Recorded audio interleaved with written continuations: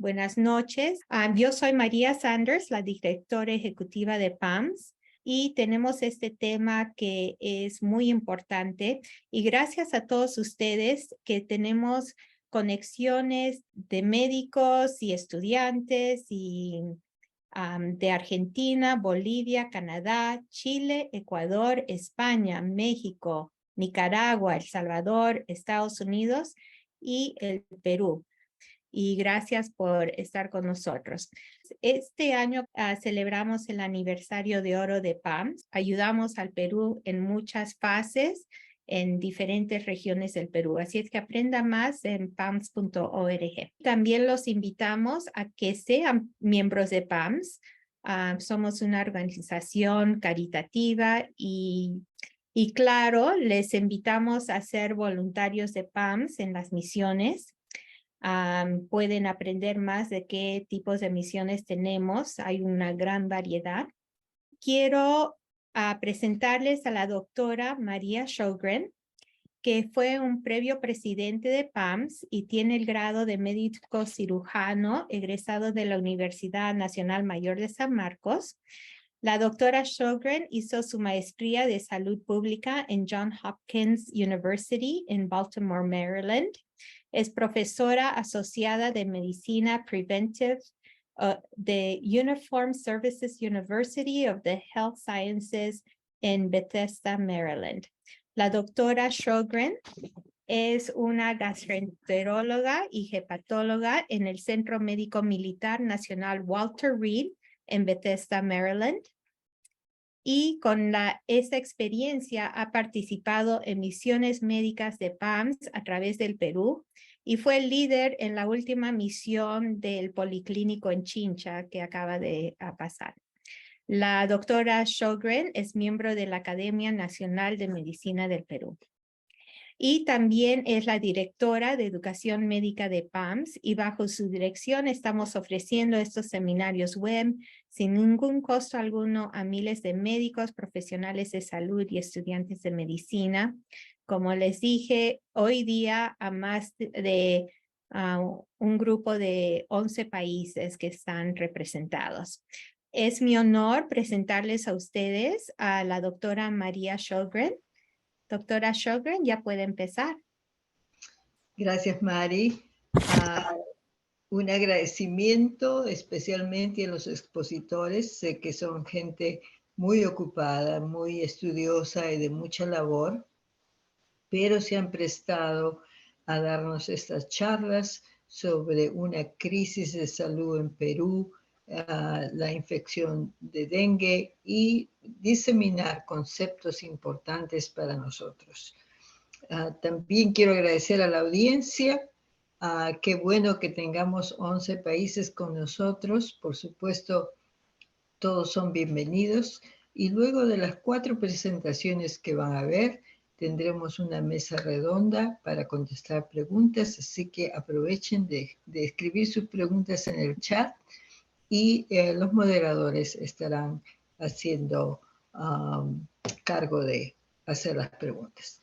Entonces, quiero pasar el micrófono a los moderadores, que son el doctor Luis Espinosa y la doctora Teresa Ochoa, que van a conducir este programa. Luis, por favor.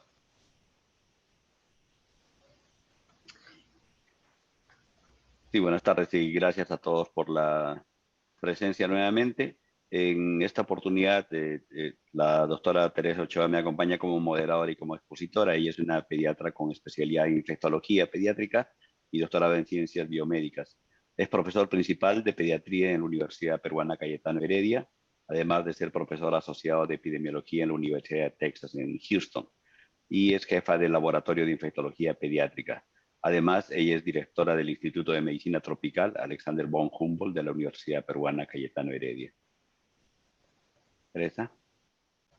Muy buenas tardes con todos. Agradezco a PAMS por la invitación de participar en este muy importante simposio que trata de un tema que es relevante para todos nosotros, el cual es la crisis sanitaria por el dengue. En primer lugar, quiero presentar al primer expositor, el doctor Jorge Gómez, quien va a dar la charla Epidemiología de las infecciones por dengue en el Perú y en el mundo. El doctor Gómez es especialista en medicina general integral y epidemiología de campo. Es ex coordinador del grupo temático de zoonosis e infecciones respiratorias en la Dirección General de Epidemiología del Ministerio de Salud. Además, es epidemiólogo corporativo del Complejo Hospitalario San Pablo. El doctor Gómez ha participado en la publicación de 26 artículos en revistas internacionales indexadas, así como también en 3 artículos de revistas nacionales. Es para mí un placer presentar al doctor Gómez, quien estará a cargo de la primera sesión, con una duración de 20 minutos. Bienvenido, doctor Gómez. Quiero comenzar agradeciendo a PAMS por la invitación al presente evento y ayudar en la difusión de este problema sanitario a nivel del Perú, que después de la pandemia de COVID, pues viene a crear un problema grande, sobre todo en el norte del país y también acá en Lima. Bien, vamos a revisar un poco sobre la epidemiología del dengue en el Perú y en el mundo. Un poco de historia, ya hay reportes registrados de dengue en las Américas de los 1600 a los 1900, muestra esta lámina.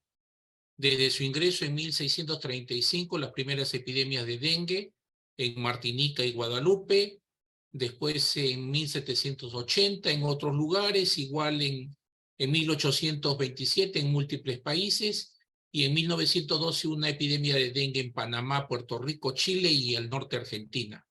Con la Segunda Guerra Mundial, la movilización de las tropas, esto también ayuda a la diseminación del virus del dengue. Entre los años 47 y el 70 se lleva a cabo la erradicación de la Aedes aegypti, dirigido por la Organización Panamericana de la Salud, la OPS, que tuvo muy buenos resultados y el dengue casi desapareció de las Américas. Posteriormente, desde el 71 al 90, viene un deterioro de los programas verticales y nuevamente la Aedes aegypti comienza a extenderse, a diseminarse, y con ello va acompañado de la enfermedad del dengue. Como ustedes ven, este es el impacto de la diseminación del dengue en las Américas, y ustedes pueden ver que cada año el número de casos de dengue notificados a la OPS es mayor. Para el año 2023, hay más de 500 millones de personas en las Américas que están en riesgo de contraer la enfermedad. Los 4 serotipos del dengue están circulando a lo largo de las Américas, y en algunos países están circulando los 4 serotipos de manera simultánea. El Aedes aegypti es el principal vector de la transmisión, ampliamente distribuido, y a pesar de las medidas y esfuerzos realizados por los diferentes países, este mosquito sigue avanzando. Acá muestra un mapa global donde se ven las áreas tropicales y subtropicales con mayor y menor riesgo de la presentación de enfermedad por el dengue. Esto guarda mucha relación con la presencia del vector. Esta es una vista histórica, digamos, de cómo se ha ido diseminándose. Las láminas tienen que verlas del mapa global de arriba hacia abajo en el lado izquierdo primero y luego en el lado derecho.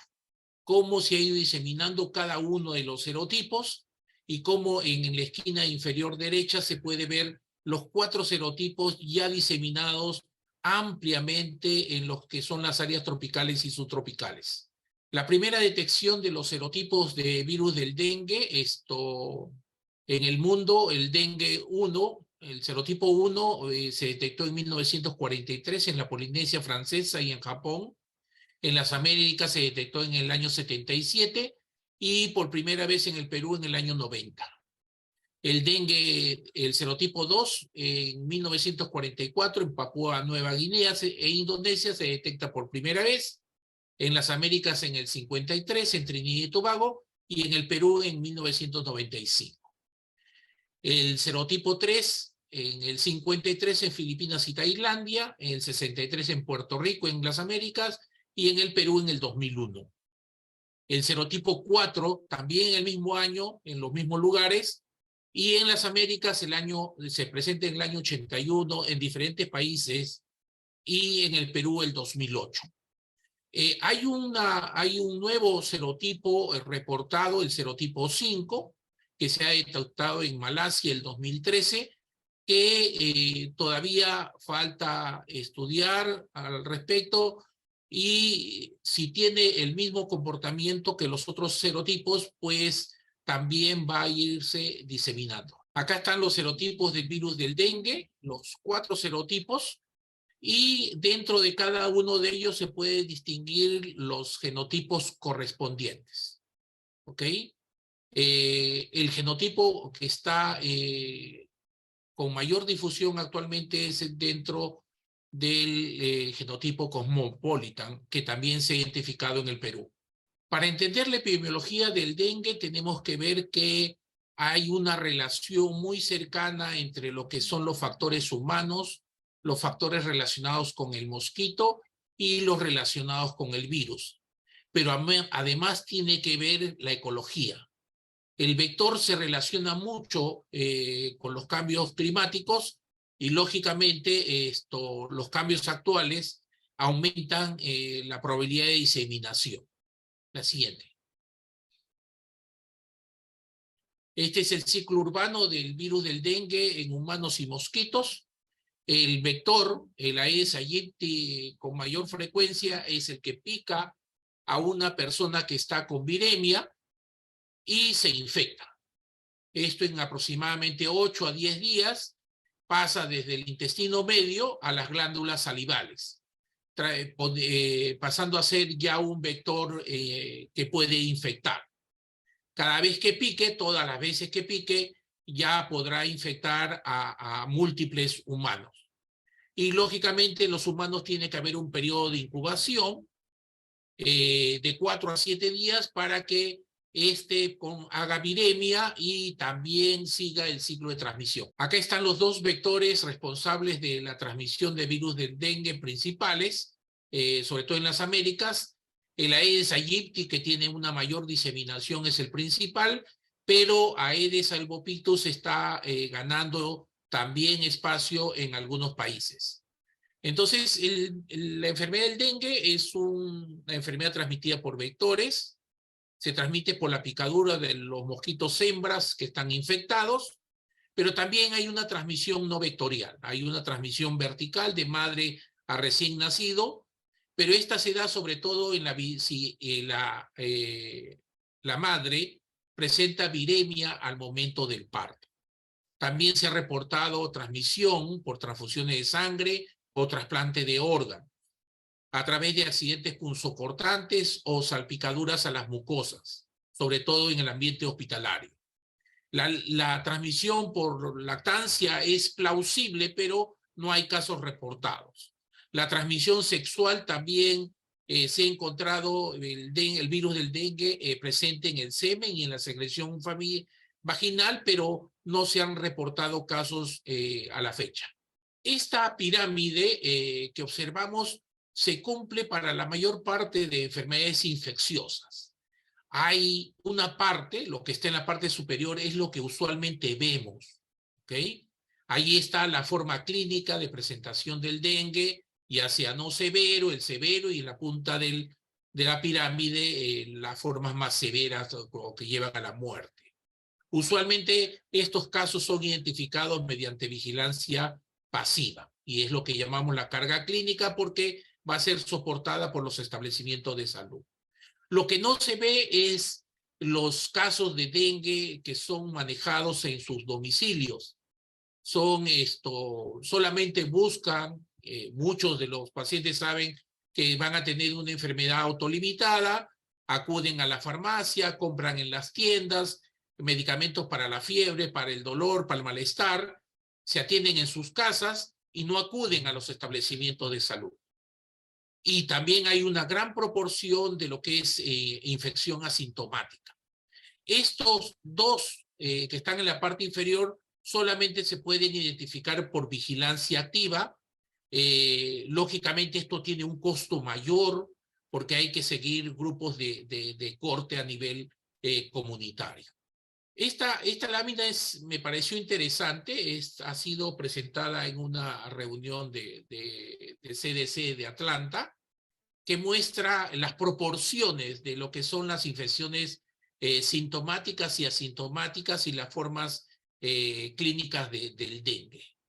Pero al lado derecho les he puesto lo que les dije en la lámina anterior. Gran parte, la mayor parte de los pacientes no van a acudir a los establecimientos de salud.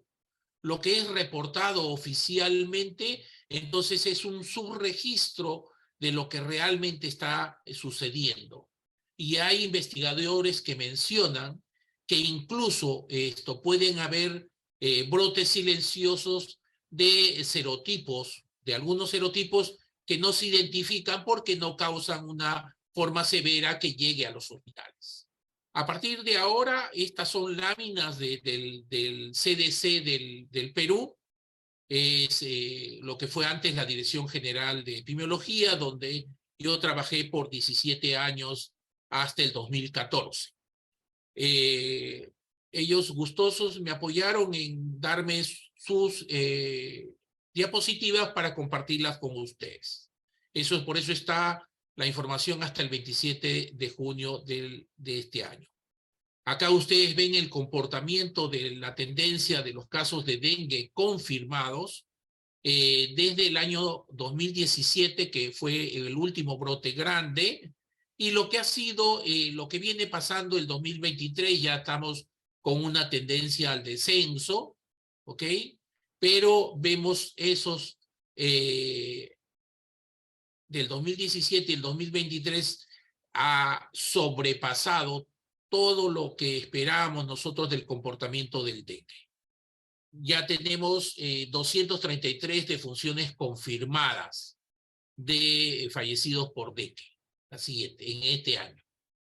Esta es una muestra de la información por departamentos o regiones en el Perú. Los países, los departamentos del norte, como Piura, como La Libertad, usualmente tienen presente el dengue. Piura está siendo más afectado actualmente, tiene más de 50.000 casos confirmados. Lima tiene más de 27.000. Esta es la primera vez que Lima tiene gran cantidad de casos reportados en diferentes distritos. La presencia del vector está en casi todos los distritos de Lima Metropolitana y el Callao. Y en lo que es la selva, Loreto usualmente es la región que reporta el mayor número de casos y casi todos los años reportan un gran volumen de ellos. Esto es por letalidad, para ver solamente lo que es Lambayeque e Ica, donde se presenta la mayor letalidad el presente año. Pero la letalidad guarda mucho en relación con la accesibilidad a los establecimientos de salud. Loreto, por ejemplo, conozco bastante bien el trabajo que realizan el personal de salud de los hospitales de Loreto. Ellos tienen bastante experiencia en el manejo de los casos de dengue severo. Y Ica, que ha comenzado a tener brotes grandes donde hay menor experiencia, lógicamente se ve que tiene una letalidad mayor. Esto guarda también relación con que las personas acudan a los establecimientos de salud, a los hospitales, para ser atendidos en sus formas severas.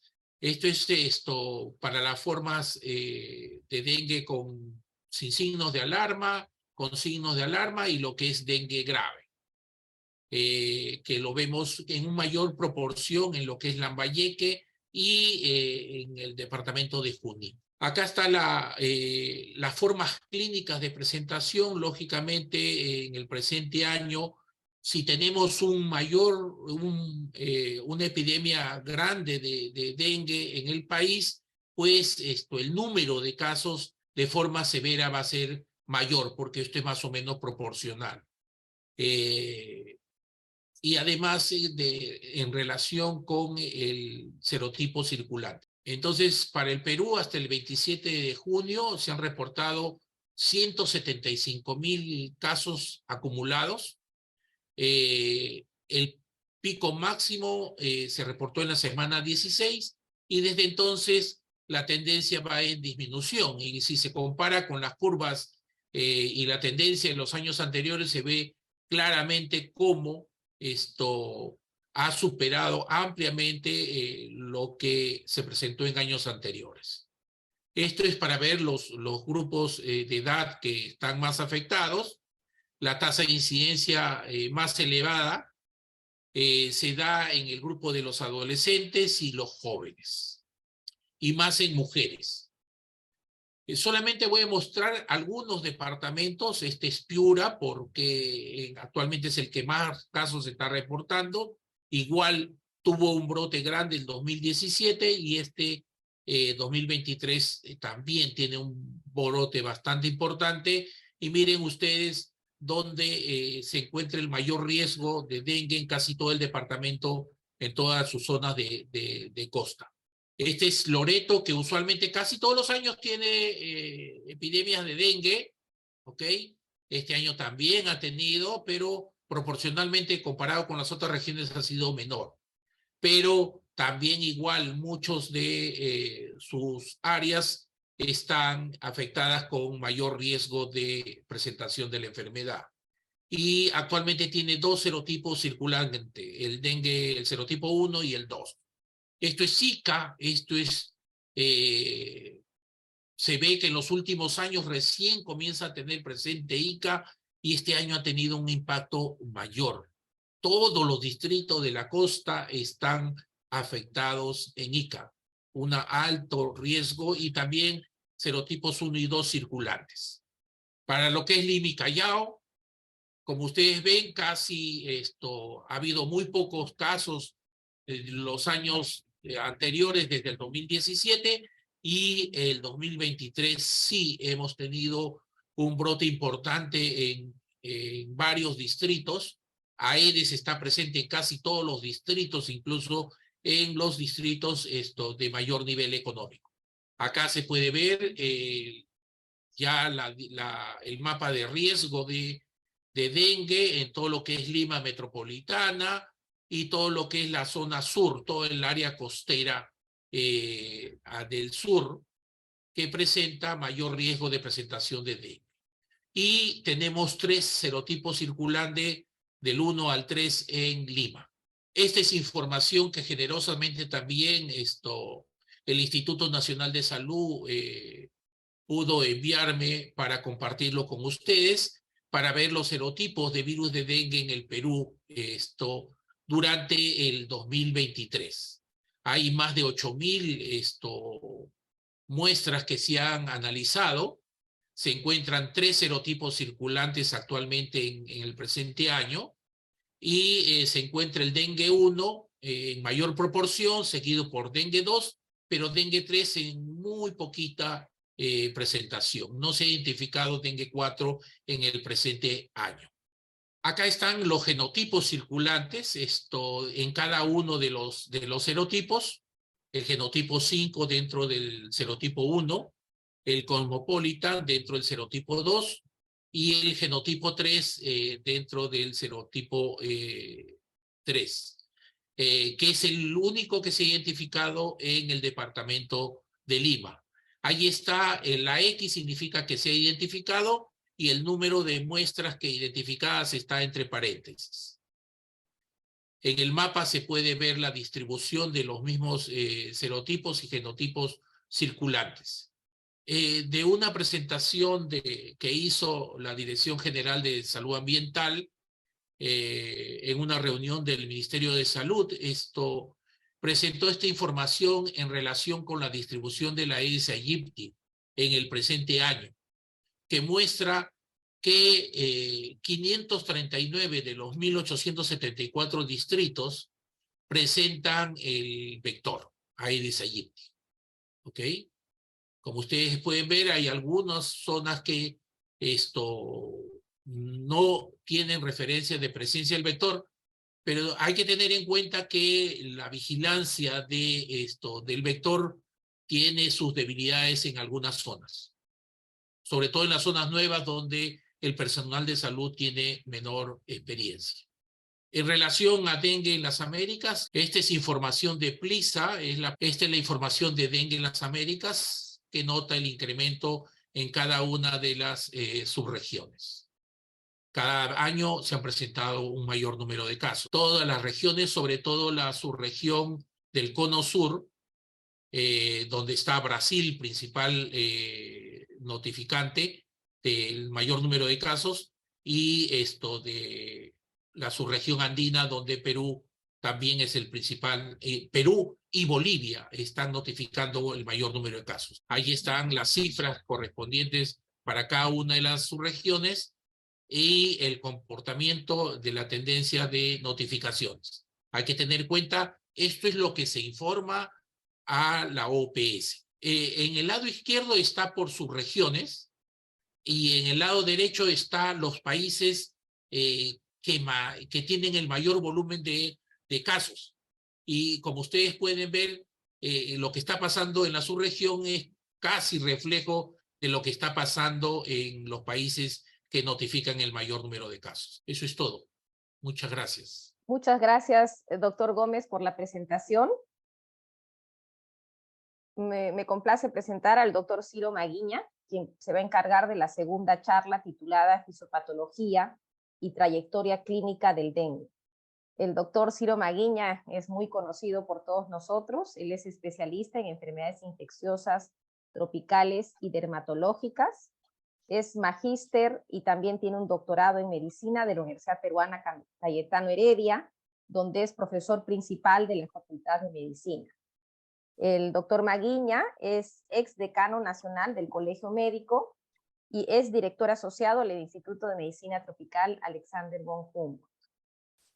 El doctor Maguiña es miembro de 12 sociedades médicas, científicas, nacionales e internacionales, y cabe resaltar que ha publicado más de 205 artículos científicos y ha escrito 6 libros. Entonces es para mí un honor presentar al doctor Maguiña. Bienvenido. Muchas gracias, querida Teresa, actual directora de mi instituto, exalumna mía, igual que Jorge Gómez y César Cabezas. Me siento orgulloso que mis alumnos ahora avancen las cosas que leímos los profesores, ¿no? Y agradezco a PAMS. Siempre hemos colaborado en muchos momentos cuando he sido autoridad del Colegio Médico en muchas misiones. Y antes de empezar con mi charla, estimada Teresa, quiero recordar a Carlo Finlay. Carlo Finlay es un médico cubano que fue postulado 6 veces o 7 veces el premio Nobel por su hallazgo del vector que el doctor Gómez habló, y nunca le dieron. Recuerda Chagas también, el que fue Chagas, ¿no? Esa es la ingratitud a veces de instituciones que a veces se olvidan de gente como el famoso Carlo Finlay, que en homenaje a él, el 3 de diciembre se declaró en América el Día del Médico. Por si acaso es bueno recordar la historia, como está recordando el doctor Gómez la enfermedad. En estos 20 minutos voy a tocar aspectos, digamos, importantes. Cuando aparecen estas epidemias, la suerte, como soy clínico, está presente en muchas epidemias, en Loreto, en Piura, la actual epidemia en Lima. Entonces, esa experiencia me ha permitido un poco comparar lo que el doctor Gómez señaló. El primer mensaje cuando vienen estos brotes, colapsa el sistema. Esto fue en Iquitos, donde recuerdo se empezó a probar también el antígeno NS1 y colapsó, porque es así. Los brotes colapsan el sistema, más en un país tan difícil, tan, digamos, deteriorado como está en Perú. Por lo tanto, este es el primer mensaje. Esto salió hace unos años, el COVID lo desnudó, y esto también ha permitido que el dengue retome lo que siempre necesitamos, una gran reforma de salud. Entonces, es un tema, ahí estamos en la epidemia de Piura el 17, donde estuvimos con las autoridades residentes en los hospitales de campaña, y esa es la situación de Piura, que se repite la historia, ¿no? Y este es un lugar que fueron nuestros residentes de Cayetano a apoyar, muy importante el apoyo de los que han culminado, y miren cómo trabajan hospitales con hueco. No solamente la falta de recursos, sino las condiciones. Esa es la realidad que tiene que cambiar, ¿no? Entonces vamos a entrar de grano, como dicen en dermatología, al tema central. La fisio es importante entenderlo a partir del virus. Ustedes ven acá, en este slide, cómo el virus tiene proteínas estructuradas y no estructuradas. De las no estructuradas tiene importancia el NS1 no solamente como para detectar con ELISA el método en los primeros 5 días, sino que una vez que ingresa a las células infectadas, dispara como un gatillo la actividad inmunológica que explique parte de las molestias que vamos a analizar. Esto lo revisé a raíz de entender qué es el glicocálix. Resulta que el glicocálix, que está en las cubiertas de las venas y arterias, es muy diminuta y es como un terciopelo. ¿Por qué cobra importancia? Que casualmente esta antígeno NS1 afecta al funcionamiento de este glicocálix. Y cuando ven ustedes, no es un órgano como el cerebro, el hígado, pero es casi como el cerebro, pesa 1,4 kilos, lo han calculado, y sería como 3 canchas de baloncesto. No se encuentra en un lugar, pero todo lo que contiene, miren las distintas enzimas que explican por qué se altera la vasculatura, el sangrado, la homeostasis, etcétera, etcétera. Por eso cuando escuchaba a mis amigos cardiólogos, ahora entendía el rol del endotelio en otras enfermedades cardiovasculares, del riñón, etcétera, y también en enfermedades infecciosas. Por eso esto me permite analizar la fisiopatología. Ahí está en un gráfico interesante. Y de las tantas funciones, la homeostasis, el tono vascular, la parte antioxidante, evita que ingresen macromoléculas, actúa sobre el tema de la coagulación y la inflamación. Eso va a explicar un poco los trastornos que vamos a ver. El gran debate que se dio hace años, yo recuerdo estuve en Cuba una vez y los expertos cubanos hablaban de la infección secundaria, en el sentido que después de un brote de un serotipo venía otro brote, y eso es postulado como una teoría muy interesante que todavía sigue vigente. Y evidentemente este NS1 altera pues al glicocálix, que vamos a analizar, que explica muchas alteraciones que se producen a través de estas infecciones por el 1, 2 o 3 y 4. Este es en el New England, un artículo muy, muy bonito, que el año 12, siempre en New England salen lindos artículos que analizan exactamente los distintos mecanismos que está implicado el famoso glicocálix, ¿no? Casualmente, en resumen, lo que dice es que este antígeno en eso induce una fuga capilar, que es lo que se ve en la clínica, el tema de la respuesta proinflamatoria que genera la inflamación en muchos órganos, y además produce pues las citoquinas proinflamatorias. Me recuerda mucho el COVID, me recuerda muchas enfermedades inmunes, por lo tanto, ese es un mensaje a recordar, ¿no? Por lo tanto, la infección secundaria, si bien es importante, esto también se está produciendo, ¿no? Casualmente, nosotros escribimos hace unos años un artículo, revisamos este tema, y revisamos el estudio también del doctor Hassett, que hablaba de cómo es que se produce estas lesiones en el dengue grave, mal llamado hemorrágico en esa época, y hablaban de que después de un serotipo viene otro serotipo, da las formas graves, que incluso en una publicación se hablaba de infección heterotópica hasta 15 a 80%. ¿Eso es vigente? Aparentemente sí, pero fíjese, casualmente, revisando el New England, hablaban, este modelo de infección secundaria, lo dice, lo voy a leer, se basa en asociaciones temporales entre marcadores inmunológicos y eventos clínicos sin evidencia, fíjese lo que dice, de un vínculo directo y mecánico con la casualidad. O sea, está planteando que si bien acepta la teoría que hemos analizado, esto todavía no ha sido bien fundamentado. Pero eso existe, sí, en base a los brotes distintos que se han visto en muchos países endémicos de esta enfermedad. Ahora bien, finalmente todos estos mecanismos de daño en el endotelio o alteración en la función genera la salida de una serie de fugas capilares por las citoquinas que aparecen en ese proceso, el llamado tsunami, citoquinas y tormenta. Resulta que el COVID no es nuevo. O sea, ya en dengue se había señalado que existían este tipo de liberación de citoquinas, etc. Entonces, si uno resume un poco esta primera parte de entender la fisiología para pasar a la clínica, entonces hay mediadores que generan una respuesta inflamatoria, una respuesta a nivel de las plaquetas y a nivel de la coagulación, y esto genera el aumento de la permeabilidad y el daño en distintos órganos, y además, por otros mecanismos, el daño en órganos desde el hígado, el riñón, el cerebro, etc. Ahora bien, esta es la primera parte del enfoque. Es un estudio de sepsis y daño endotelial publicado en una revista de cardiología que analizaba y señalaba que cuando el endotelio se alteraba, esta difusión endotelial por este antígeno S1, se puede producir con una sepsis distintos daños en distintos órganos. ¿Por qué presento esto? Porque en la década del 80 se hablaba básicamente del shock, el dengue hemorrágico, y prácticamente había daño hepático, sí, y el resto de órganos prácticamente no se había estudiado a profundidad. Por eso, felizmente, en el 2009, la OMS cambia ese concepto trágico de shock y hemorragia, que todavía se usa, pero ya ha perdido vigencia. Y cuando uno ve los modelos en ya estudios que se han hecho en pacientes con dengue, hay un daño de hígado, puede ser leve o severo, un daño renal, que se ha visto que hay una serie de efectos, ¿no? Hay la fuga capilar, necrosis tubular aguda, alteración en la perfusión renal, policirrositis, se incrementa la creatinina, hay proteinuria. Y esto me recuerda a la fiebre amarilla, donde también hay proteinuria, al ébola, un hecho que antes nosotros ni siquiera le hacíamos casos.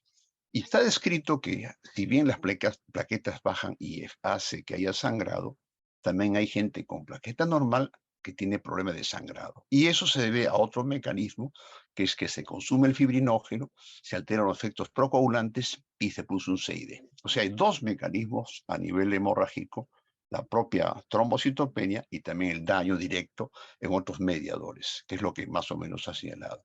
Sorprendentemente, el dengue también hay daño pulmonar. No es lo más frecuente, ¿cierto? Está escrito todo: edema agudo, neumonitis, etcétera, hasta hemorragia pulmonar por el tema del sangrado.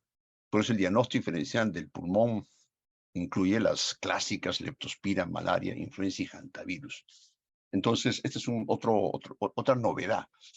Otra novedad es que también hay alteraciones diversas neurológicas que incluye al Guillain-Barré, que ahora estamos volviendo a ver en Perú. Siempre tenemos brotes que incrementan en unos años. Y efectivamente, en este estudio de la revista colombiana hablan de una serie de publicaciones en Bangkok, en México, en la India, etcétera, desde el coma, encefalitis, convulsiones, mielitis y Guillain-Barré.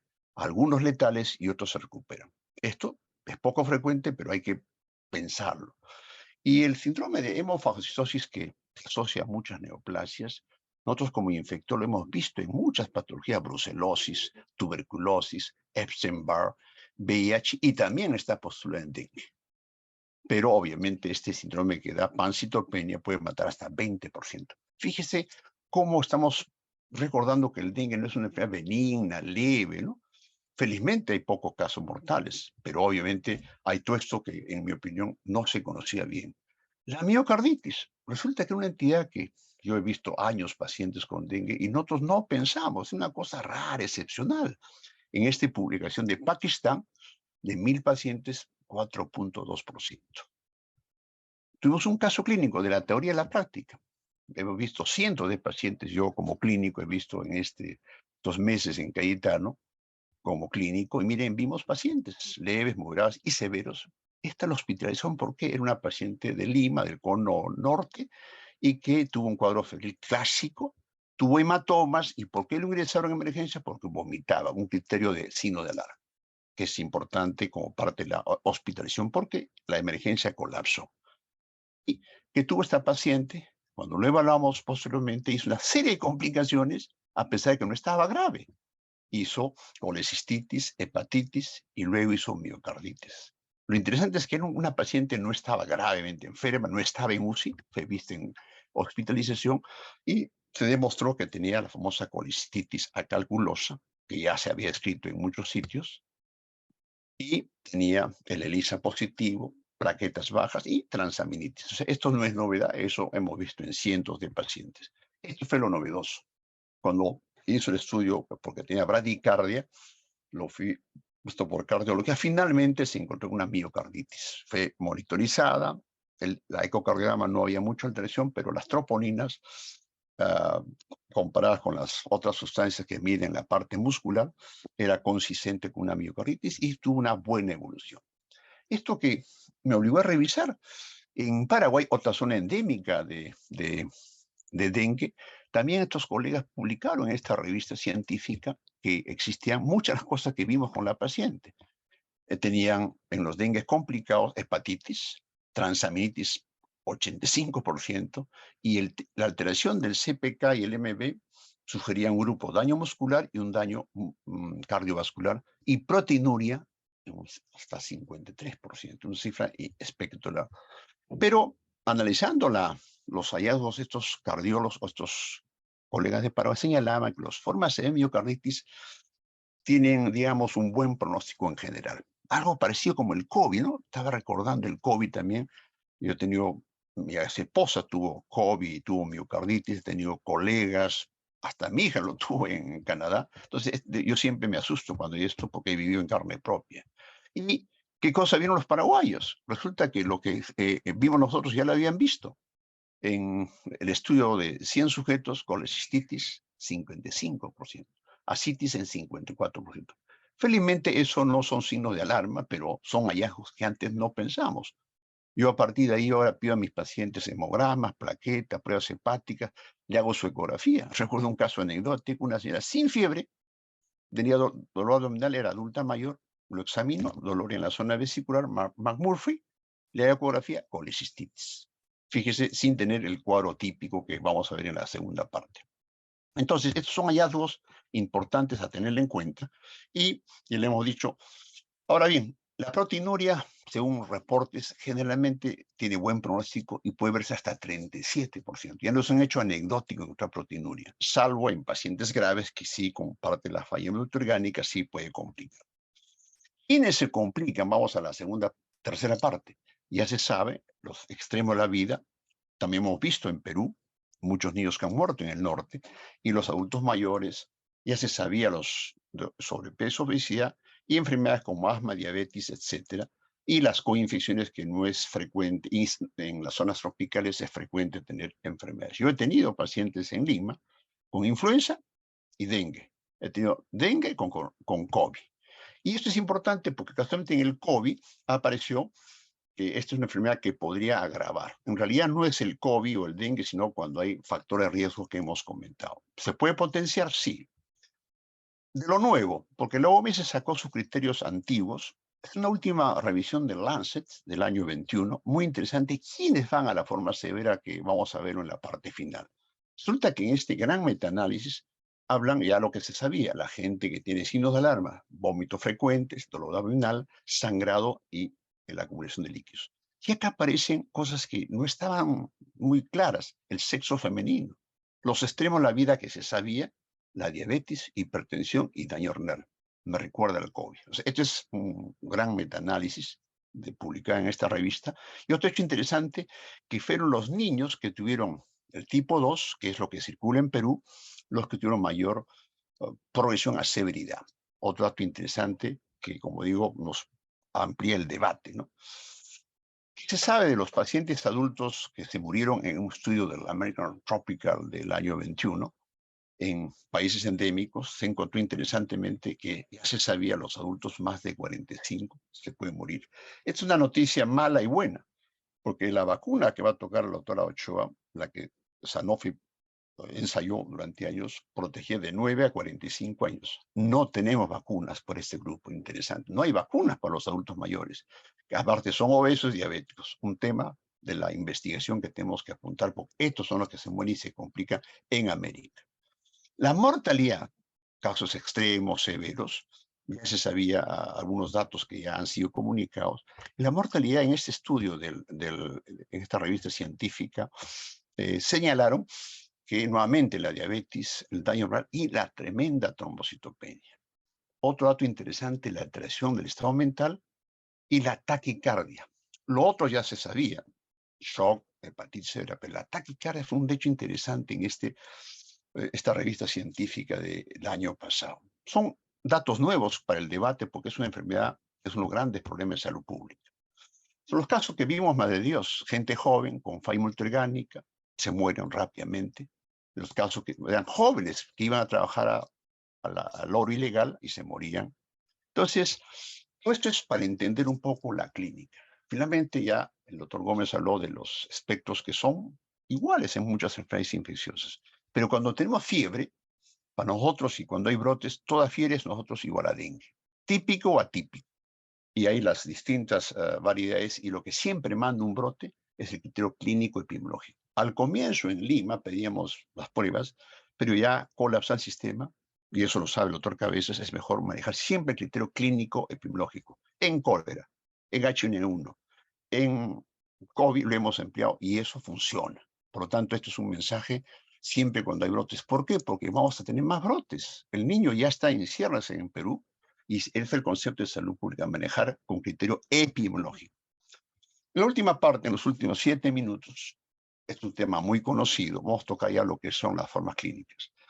El dengue, que hemos visto en Lima, en el Perú, incluso se manejan por teléfono. No hay necesidad que vayan a los hospitales. Y tal como se ha señalado, mucha gente iba a las farmacias, pero había el mal manejo, y el doctor Cabezas hablará del manejo y la automedicación. Pero lo que nos interesa es salvar vidas. En el comité experto señalamos como tema, el doctor Botuso, el que habla, el doctor Cabezas, que hay que preocuparnos por los pacientes, los que tienen, y ese era un poco el mensaje en las centros y postas. Y el dengue grave, obviamente, se maneja en las UCIs, eso es un tema ya de gravedad, ¿no? ¿Por qué es importante todo lo que hemos hablado? Para comparar lo que se hablaba en la década del 80, el shock y hemorragias, con hoy se habla en la nueva clasificación con las dengue severo. Y esto es bien importante para que la gente se asusta. Ah, hemorragia es igual a muerte. Es un factor, no es el único. Esto confundía. Incluso nosotros escribimos un artículo cuando hubo en Lima el primer brote, lo vimos en el Cono Norte, con esta clasificación que confundía, felizmente fue corregida, pero lamentablemente cuando uno tiene pacientes con fiebre, hay muchas zonas endémicas que nos pueden confundir las coinfecciones. Mis amigos charapas ya saben que un paciente con dengue tiene lesión pulmonar, sospechan leptospira y lo salvan. Igual puede pasar con otras enfermedades que, dependiendo del área, hay coinfecciones.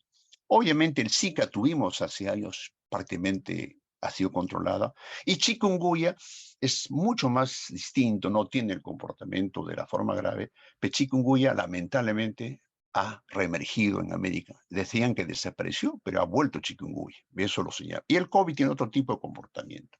Este es el mensaje para el manejo que la OMS señaló en el año 2009. Esto ha permitido salvar vidas cuando uno hace chip a la población, los signos de alarma, que ya no solamente es lo que los cubanos hablaban de dolor de abdominal y vómitos. Y esa entró la letargia, la hepatomegalia y daño severo a muchos órganos que ya saben la causa que explicaba en la primera parte.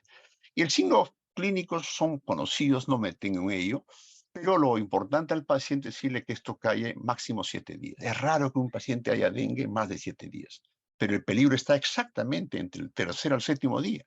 Y bien el famoso rash que vimos en Lima en los primeros días, es un rash que molesta un poco, pero eso es parte del síndrome. Yo he visto en esta epidemia en Lima poco rash en la primera fase. He visto rash más en la segunda fase, al final la fase de convalescencia. Los casos que vimos en Lima, los cuadros típicos descritos en la literatura. Esto es un trabajo muy interesante, pues es importante publicar e investigar.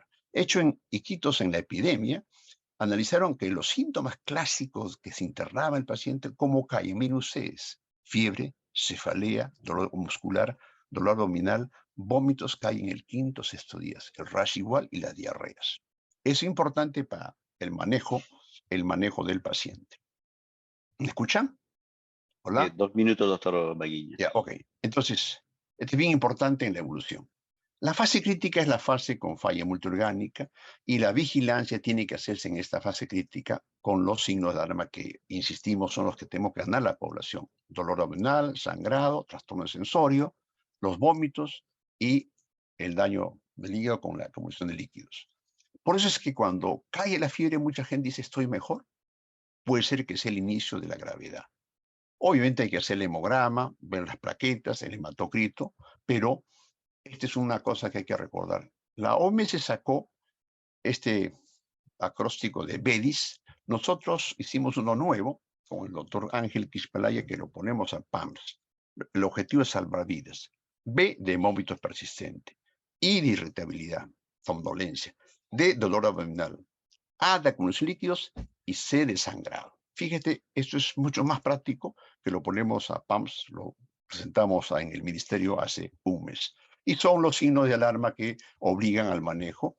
Y dentro del manejo clínico, ya la otra cabeza hablará la importancia de la presión media arterial, ¿no? Termino en estos 2 minutos el tema de las plaquetas.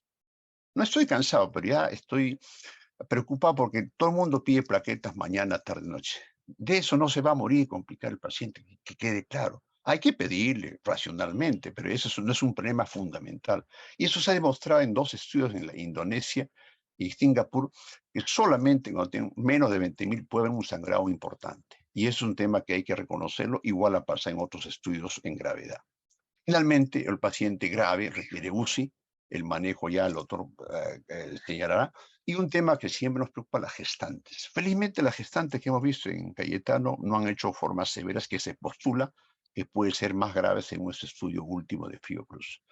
Por lo tanto, este es un poco el enfoque, y termino, que la evolución del alta gente es precoz, no se queda mucho tiempo, y el paciente tiene que ser vigilado, los signos de alarma, las molestias, como miren ustedes, al 10º día, una convalescencia con rash. Y este es un dato ya nuevo, en mi opinión, que no hemos visto. Edema en manos, una técnica que ha demorado en mejorar más de un mes, y yo lo vi la semana pasada, que tenía dolores de descamación.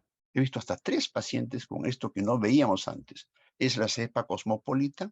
¿Es estos genotipos? Creo que sí. No estamos viendo el dengue del año 80, ni el 90, el 2000. Y eso es importante porque los virus también mutan. Entonces hay que estar alerta a estos signos no atípicos, pero que no veíamos usualmente. Y un tema final. Yo siempre veo TikTok y hay gente que ponía como esta chica asustaba. Uy, tengo fiebre, cefalea, ¿qué hago? Me muero, ¿no? O estos que querían curar con agüita de coco. Hoy tenemos que enfrentar como médicos también a las redes. Y las redes pueden ser muy útiles o muy perjudiciales. Muchas gracias con esta breve presentación.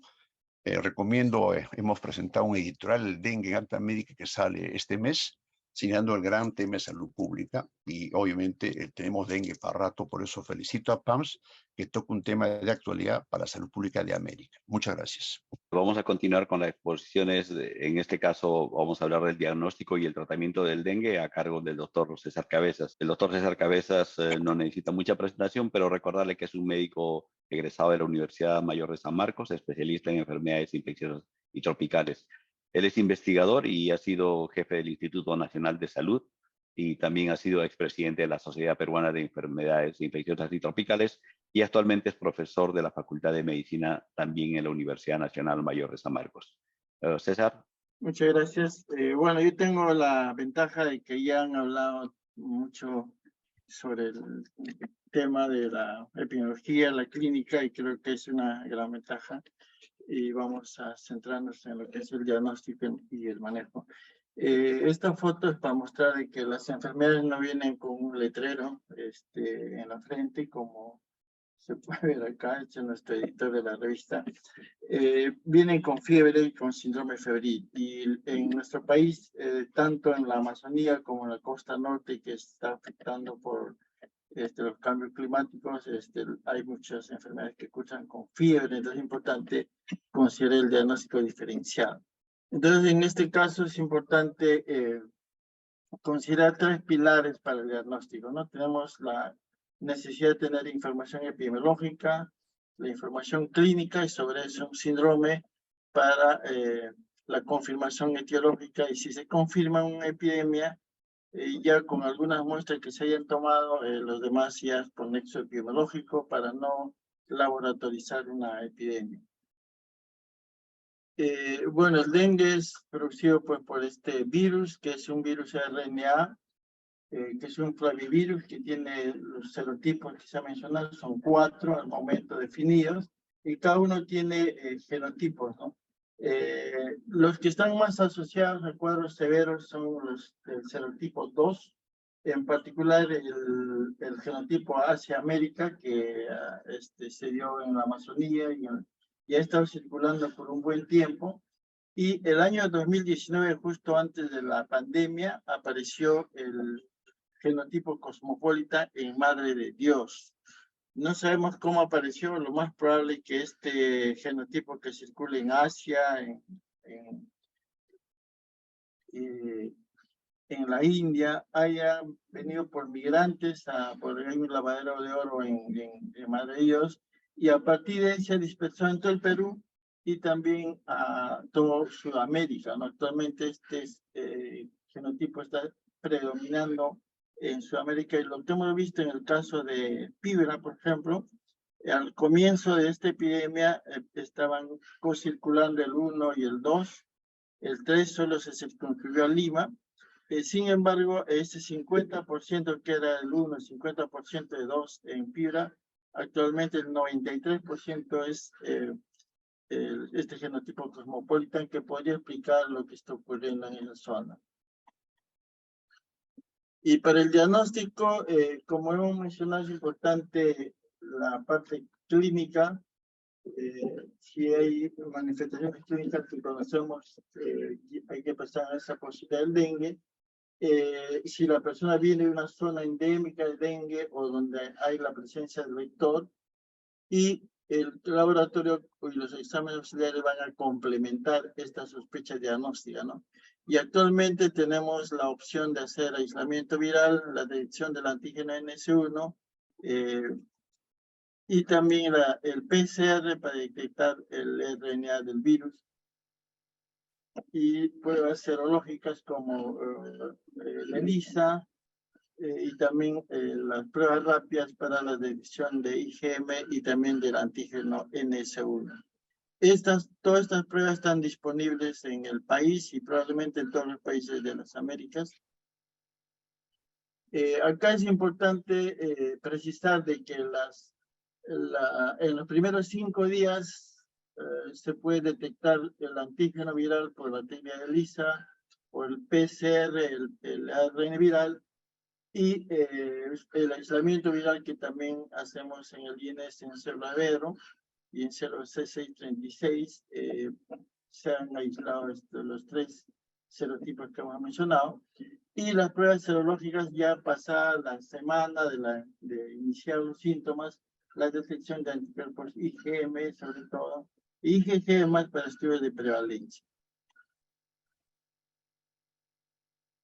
Actualmente en el Perú hay 49 laboratorios que realizan diagnóstico de dengue. Prácticamente en todas las regiones donde está presente el dengue hay la capacidad de hacer el diagnóstico, tanto con serología como con pruebas moleculares. De todo lo malo que trajo la pandemia, lo de bueno es que nos ha permitido implementar pruebas moleculares en las regiones. Y esto para enfatizar de que en el periodo de la epidemia, en los primeros 5 días, se puede utilizar el PCR, el NS1 y el aislamiento viral. Pero pasado ese periodo, lo único que nos queda es ya la detección de anticuerpos IgM, IgG, por las pruebas de ELISA o también con las pruebas rápidas. Máximo.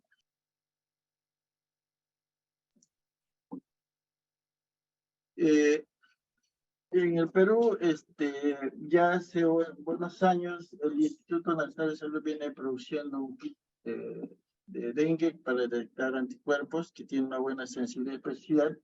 Le hemos denominado Tariki, que en quechua, en español significa te encontré o te pillé.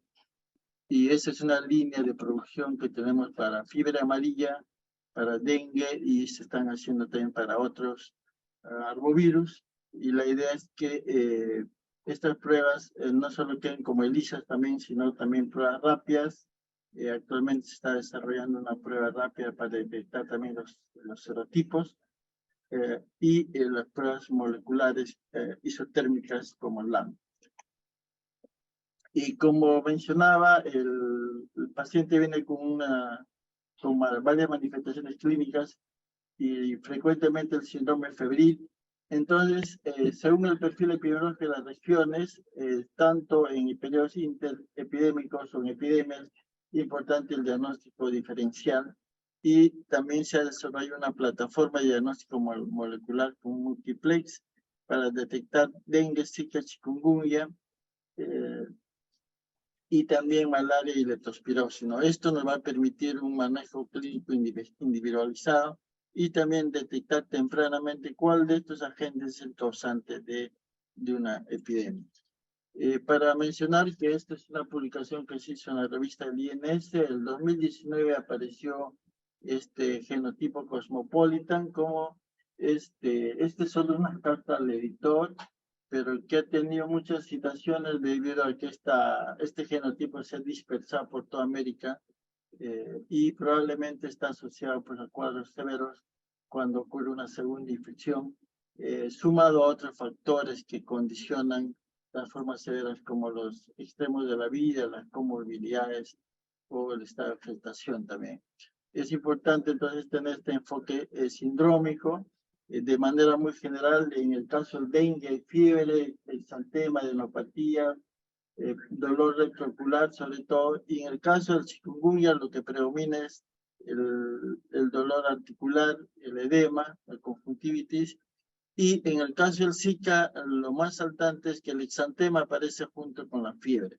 Esto de manera general, no hay nada que sea patognomónico, pero lo predominante en cada uno de ellos, porque el vector transmite dengue, Zika, chikungunya, y en cualquier momento va a entrar, ya acá lo hemos tenido, actualmente el chikungunya hay una epidemia en Paraguay, también en Brasil, en Bolivia, también está el Zika, de modo que es cuestión de tiempo, si no hacemos control vectorial, el ingreso de estos otros parvovirus.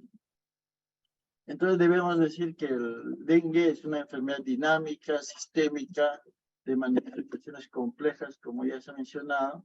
Entonces es importante la intervención oportuna para salvar vidas a bajo costo, porque como no hay un tratamiento etiológico, pero el manejo requiere prácticamente el uso de solución salina y la mayoría de casos van a evolucionar favorablemente si el diagnóstico es oportuno y un tratamiento también adecuado. Entonces es necesario personal capacitado y el objetivo es descongestionar los servicios de salud para evitar que el paciente llegue al shock.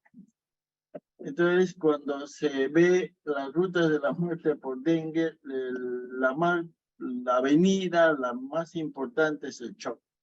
Las formas severas, como se ha mencionado, pueden afectar al hígado, al corazón, puede haber hemorragias masivas o compromiso neurológico, pero lo que va a matar al paciente más frecuentemente es el shock, y eso es lo que hay que evitar. Entonces, este es el principal desenlace, la mortalidad está atribuida entre 1 y 10%, y depende mucho del acceso a la atención y la experiencia del personal clínico. Y acá es importante capacitar sobre todo a los médicos jóvenes para que pierdan el temor de dar tratamiento a estos pacientes, iniciar el tratamiento sobre todo cuando hay signos de alarma, ¿no? Y esto es un tema que siempre se reitera, la necesidad de capacitar. En el caso del Perú del 2019 se ha elaborado un aplicativo que facilita también esto. En el Google se puede bajar este aplicativo que se llama el Dengue Onjue. Y una cosa importante es unificar el manejo médico, sobre todo también en las clínicas que están alrededor de los hospitales, porque a veces cuando hay mucha demanda, los pacientes recurren a las clínicas o consultorios periféricos. Entonces el manejo debe estar unificado. Y un aspecto importante que contribuye a que haya un retraso en el tratamiento y pueda elevar la letalidad es la organización de los servicios, ¿no? Tanto del primer nivel de atención como ya en la hospitalización.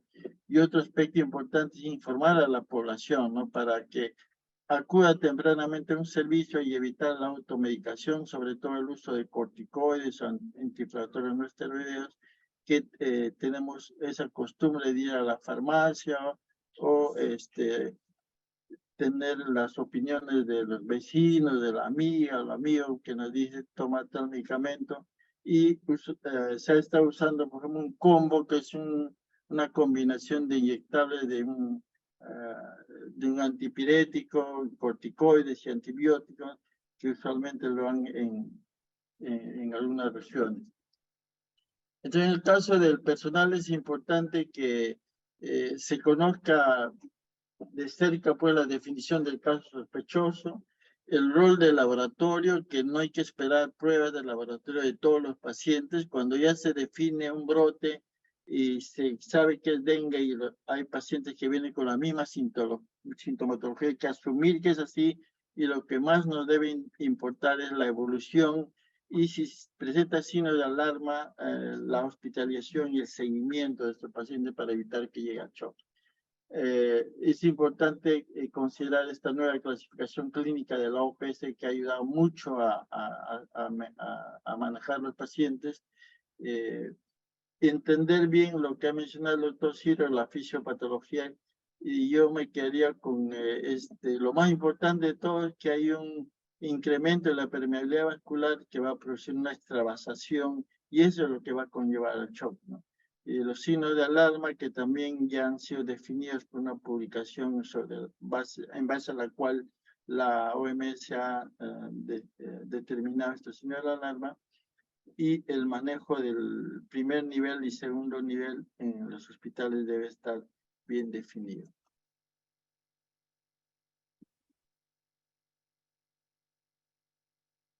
Entonces, en el caso de la definición clínica, como ya se ha mencionado también, este paciente empieza con fiebre alta, repentina.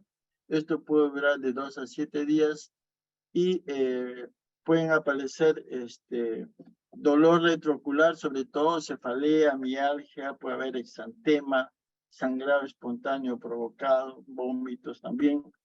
Y luego se van a agregar los signos de alarma una vez que pasan 2 o 3 días de que hay una aparente baja de la temperatura.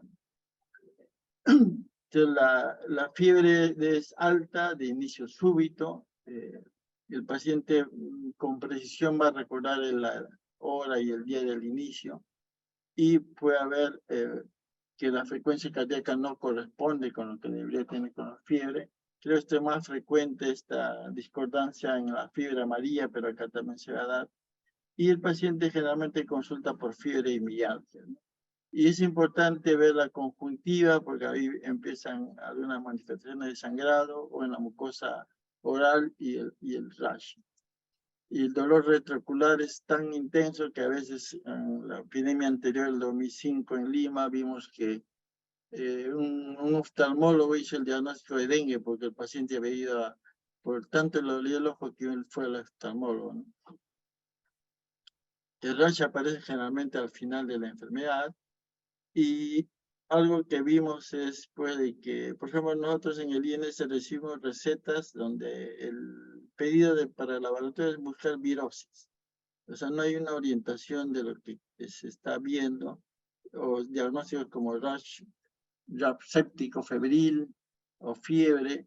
Y entonces en zonas donde por primera vez aparece el dengue, no se piensa en esta posibilidad del dengue, y es importante por eso la capacitación y el compartir este conocimiento que tienen ya mucho las regiones con las áreas donde todavía no hay dengue, ¿no? En Lima, el 2005 entró el dengue, actualmente es la epidemia más grande que tenemos ya en varios distritos, y el problema es de que eso nos está condicionando a que si hay una segunda epidemia o una epidemia a la siguiente con otro serotipo, los casos severos se pueden incrementar y los servicios pueden colapsar, y eso implica estar preparados.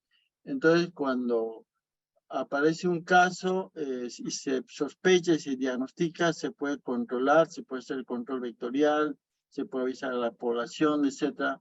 Pero si no se sospecha y se nos pasa, como ocurrió en el 2005, la epidemia se va a generalizar, ¿no? Y este es una lámina donde se puede ver pues, una síntesis de lo que se hizo después de hacer la revisión bibliográfica y esta revisión sistemática con DENCO, y la OMS optó por este cambio de la denominación de dengue clásico y hemorrágico por esta clasificación más simplificada, de modo que es dengue sin signo de alarma y con signo de alarma, y el dengue severo, ¿no? Que implica un escape severo de fluidos, hemorragia severa, daño severo de órganos, Entonces acá tenemos las manifestaciones que ya se han mencionado. Y a la fiebre se agrega pues náusea, rash, mialgias, petequias, etc. Y con estas manifestaciones clínicas uno sospecha dengue y hace una prueba de laboratorio para confirmarlo. Pero si hay otros casos confirmados, si hay estas manifestaciones, hay que pensar en esa posibilidad. Y más bien preocuparnos por los signos de alarma, ¿no? Como es el dolor intenso abdominal, vómitos persistentes, hay acumulación clínica de fluidos que puede inducir un dolor torácico, sangrado de mucosas, letargia, irritabilidad sobre todo en niños, hepatomegalia, y en el caso del laboratorio aumenta el hematocrito junto con caída de las plaquetas, aunque esto es, como mencionó el doctor Ciro, no debiera hacernos perder el sueño, ¿no? Lo más importante es la parte clínica. Y en el caso severo hay una extravasación severa de plasma que va a llevar a shock, va a haber acumulación de fluidos y distrés respiratorio, hay sangrado severo y daño de órganos como hígado, el sistema nervioso central y el corazón. Entonces, esta es una clasificación que ayudaba bastante a orientar el manejo de esos casos y estar al tanto de la evolución del caso. Después de la fase febril, hay una caída de la fiebre y ahí aparece esta parte crítica, donde aparecen los signos de alarma, que en realidad son manifestaciones de que está empezando la extravasación plasmática, lo que va a inducir a la presentación de estos signos de alarma. Y si esto no se maneja adecuadamente, va a ir al shock o también a los daños de órganos, ya es un cuadro severo, y luego viene la fase de recuperación. Y básicamente esto ya Ciro lo explicaba muy bien. Lo que acá quiero destacar es que en el caso del dengue grave, lo que ocurre es extravasación plasmática que va a deberse a un incremento de la permeabilidad capilar que va a llevar a la hipovolemia y en un inicio un shock reversible y luego ya un shock irreversible. Entonces nuestra intervención debe estar fundamentalmente basada en evitar que el paciente llegue al shock irreversible, y esto se hace manejando reponiendo el volumen que se va perdiendo para evitar que el paciente llegue al shock.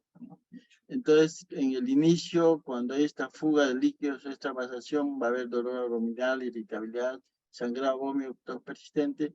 Esto nos está diciendo que esta es la ruta que va a conllevar a la hipovolemia, y es una obligación médica, pues en dengue, no permitir que el paciente progrese a un shock irreversible.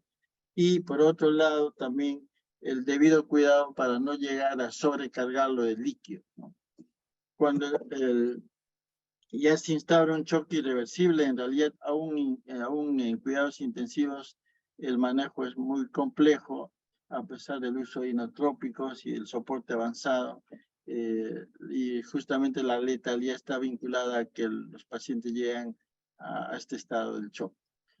Y también es importante destacar que en niños, en adultos mayores y embarazadas hay que tener mucho más cuidado en ver las manifestaciones clínicas que se diferencian de lo que se dan en jóvenes y en adultos.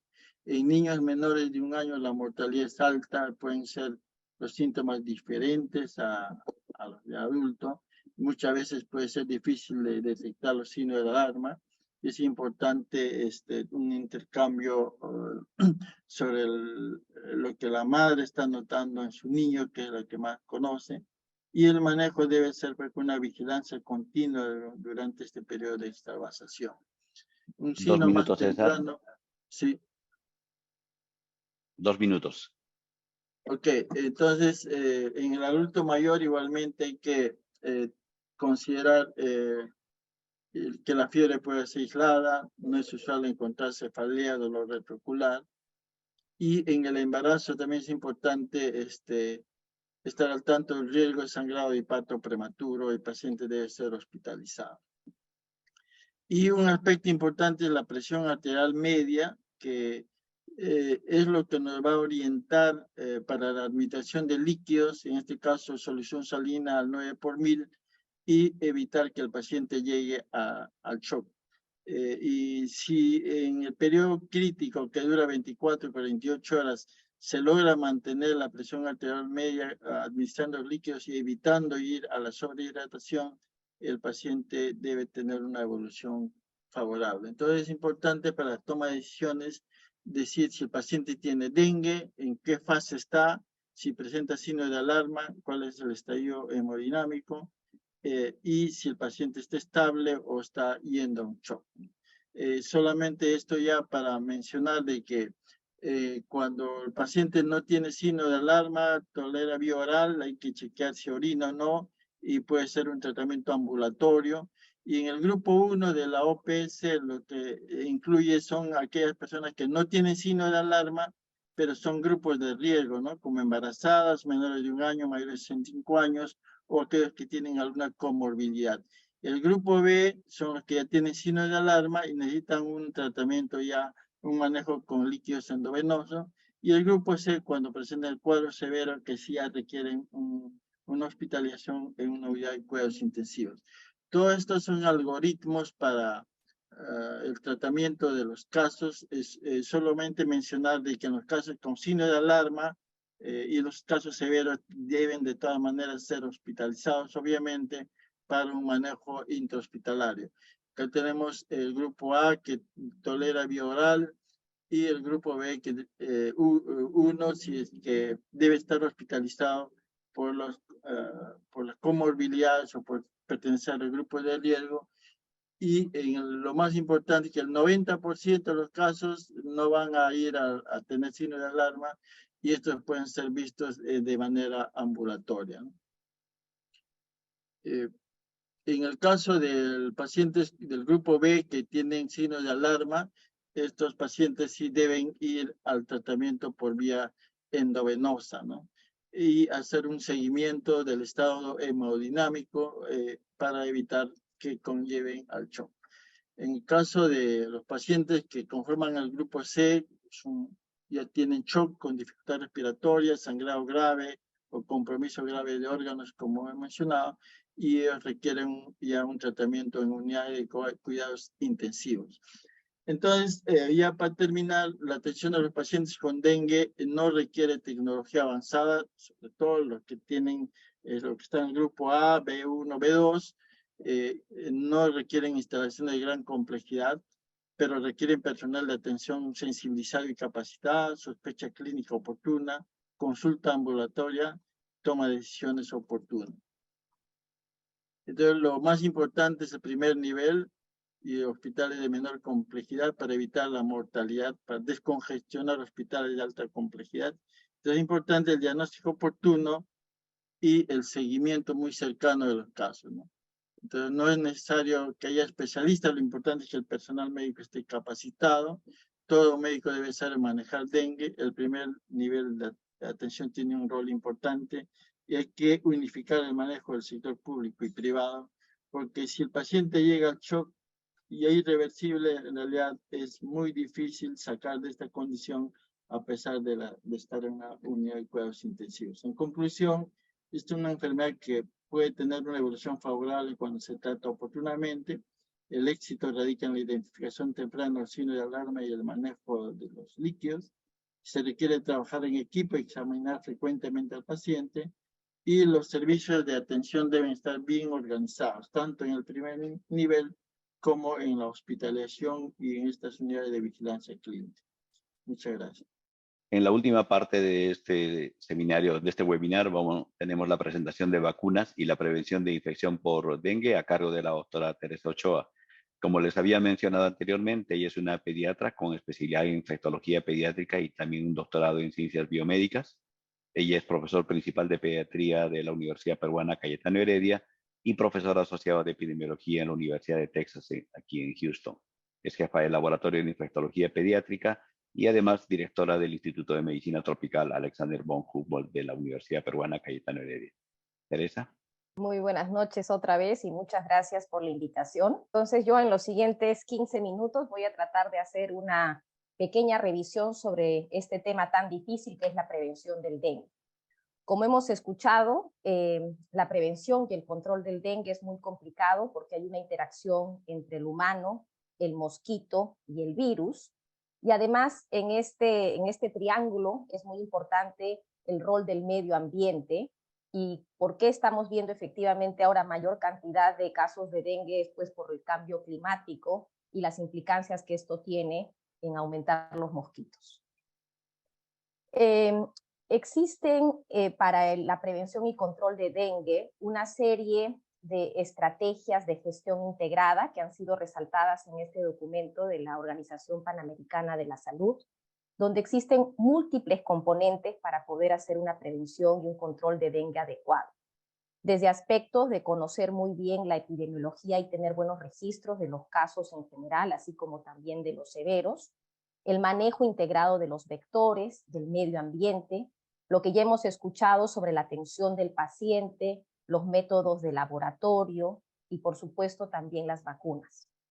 Esta gestión integrada requiere de tener alianzas del sector público, privado, de la academia, de la sociedad en general.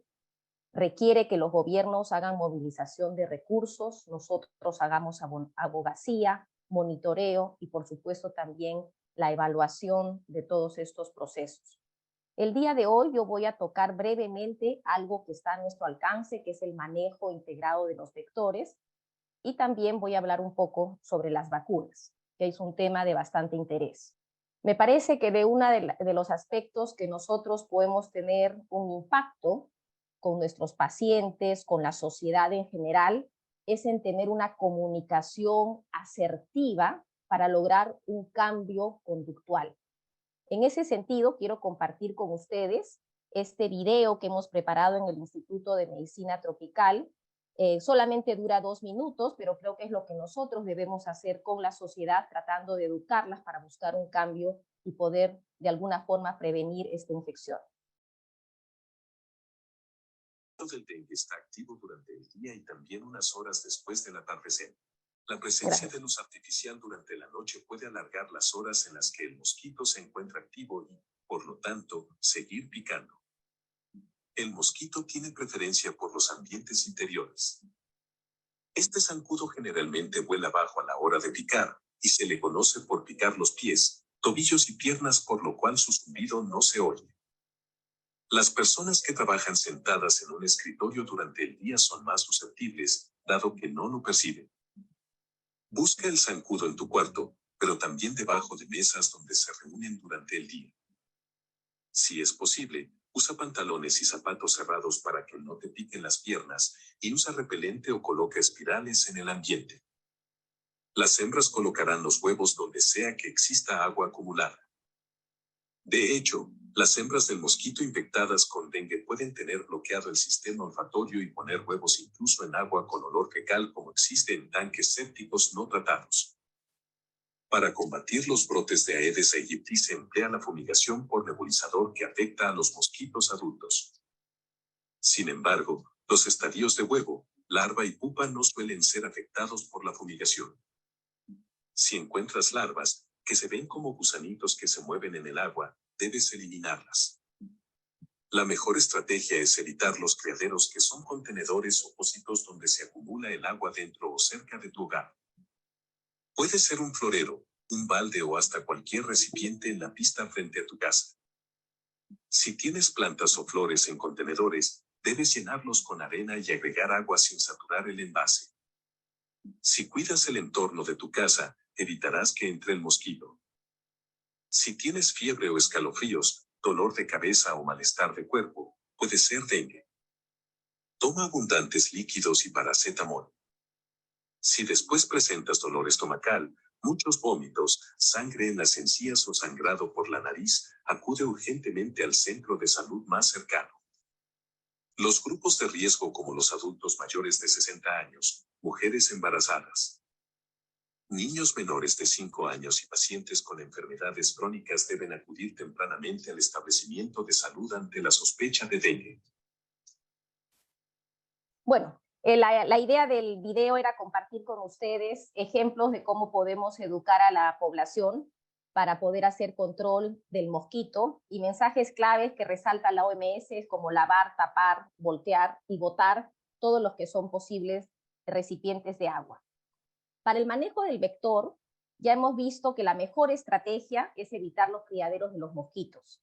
Se han usado una serie de estrategias para controlar al vector, el Aedes aegypti, incluyendo la fumigación con órganos fosforados y otros insecticidas.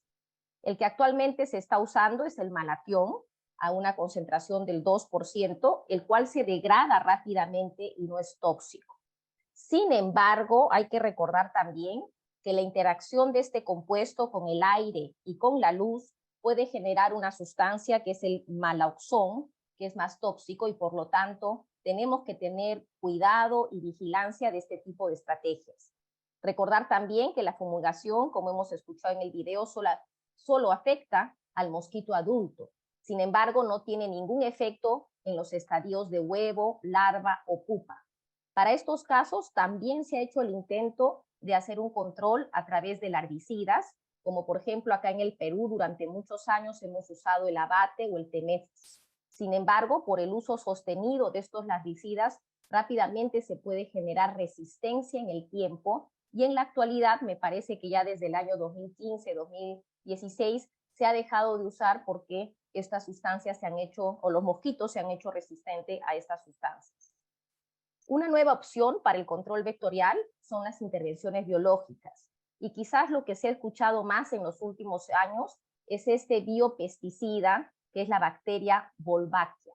Esta es una bacteria gram negativa que puede formar parte de la flora bacteriana de muchos artrópodos, y básicamente lo que hace es que tiene la capacidad de bloquear la replicación del genoma viral. Entonces se pueden tener varias de estos mosquitos que se diseminan con la presencia de Wolbachia. Sin embargo, también tenemos que recordar que su eficacia varía según las cepas y las poblaciones de los mosquitos, y es algo que se tiene que vigilar si esta se usara como una intervención en nuestro país.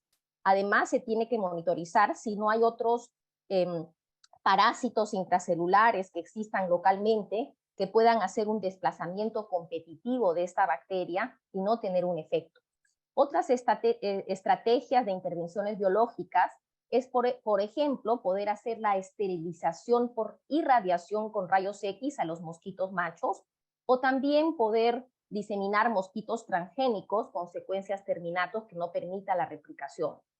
Sin embargo, estas dos estrategias pues pueden tener un impacto sociocultural importante, que sería un tanto difícil su implementación.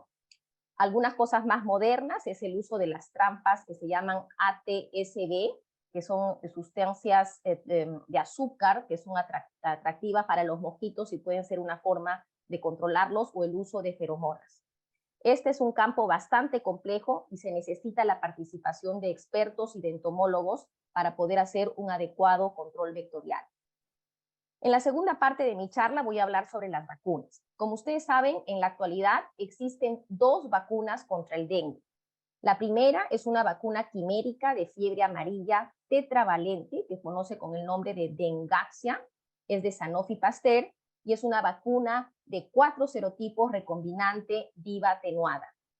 Y la segunda vacuna es una vacuna candidata de Takeda, que se llama Qdenga, que también es tetravalente contra el dengue. Revisemos un poco los conceptos que tenemos con respecto a la vacuna Dengvaxia de Sanofi Pasteur. Esta es una vacuna que utiliza la estructura genómica del virus de fiebre amarilla, en la cual se han introducido por metodología de proteínas recombinantes las estructuras del dengue 1, 2, 3 y 4. Por lo tanto, hablamos de una vacuna que es tetravalente y que en teoría da protección contra estos 4 serotipos.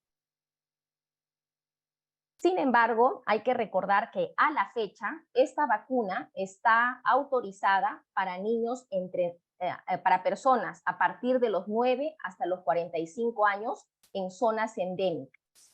La administración de esta vacuna es a través de 3 dosis con intervalos de 6 meses, y como voy a discutir más adelante, en la actualidad solo está indicada o recomendada para individuos que previamente han tenido dengue. Para el desarrollo de esta vacuna se han realizado en total 25 estudios clínicos, incluyendo, por supuesto, estudios de fase 1, 14 estudios de fase 2 y 6 estudios de fase 3, que se han hecho principalmente en Centroamérica y Sudamérica, así como en países del Asia. De estos estudios, los más significativos son el que se hizo en Asia en niños entre 2 y 14 años y en Latinoamérica en niños entre 9 y 16 años. Como podemos ver acá, la eficacia contra el dengue sintomático de estos dos estudios, en promedio para los niños entre 9 y 16 años, fue de 65%, y ustedes ven los intervalos de confianza. Para reducir la hospitalización por dengue, la eficacia de 80%, y la eficacia para un dengue severo fue de 93% en promedio, con un intervalo de confianza que va desde 77 al 98%. Dentro de los efectos adversos de esta vacuna, los más importantes son los eventos sistémicos, como la presencia de fiebre en un 22%, dolor de cabeza en un 20% y mareos en un 11%.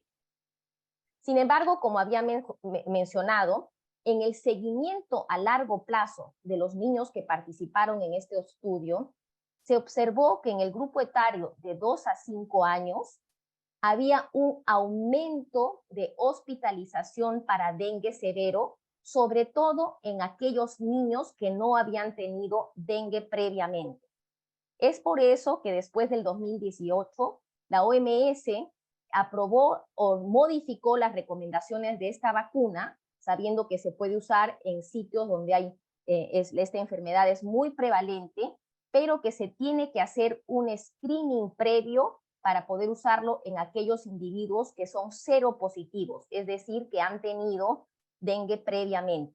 Y esto es bien importante resaltar porque hay mucha información que está en la web y también inclusive información errónea que manejan algunos colegas donde tienen el concepto contrario. Lo que se ha demostrado es que hay seguridad de su aplicación en pacientes que previamente han tenido dengue. Y por supuesto, esto se puede documentar si se revisan historias clínicas donde se ha documentado previamente la presencia de dengue, o se hacen ELISAs o pruebas rápidas para documentar la seropositividad. La otra vacuna, antes de pasar a la otra vacuna, debo mencionar que esta vacuna de dengue cuadrivalente de Sanofi es una vacuna que tiene aprobación por la EMA y por la FDA.